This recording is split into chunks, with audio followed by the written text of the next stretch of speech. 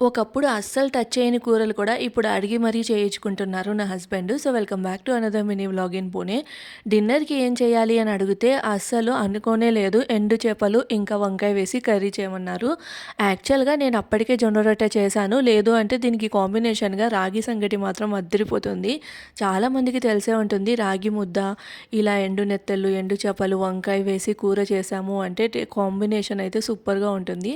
కానీ అప్పటికే నేను జొన్న రొట్టె చేశాను కాబట్టి సింపుల్‌గా ఈ కర్రీ అయితే ప్రిపేర్ చేస్తూ ఉన్నాననమాట. మధ్య మధ్యలో నా హస్బెండ్ కూడా హెల్ప్ చేస్తూ ఉన్నారు. చాలా ఈజీగా అయిపోతుంది. ఎప్పుడైనా మనకి నాన్ వెజ్ తినాలనిపించినప్పుడు ఇంట్లో ఇలా ఎండు చేపలు కానీ, నెత్తళ్ళు కానీ, లేదంటే రొయ్య పొట్టు ఇలా ఉంటాయి కదా! సింపుల్‌గా అలా చేసేసుకున్నాము అంటే నాన్ వెజ్ తిన్న ఫీలింగ్ కూడా అండ్ క్రేవింగ్ కూడా కవర్ అయిపోతుందనమాట. ఇక్కడైతే నేను ఈ కర్రీలో కాస్త డిఫరెంట్‌గా లాస్ట్‌లో కొంచెం ఫిష్ కర్రీ మసాలా అయితే వేశాను. టేస్ట్ మాత్రం అద్దిరిపోయింది. వీడియో నచ్చితే లైక్ చేయండి.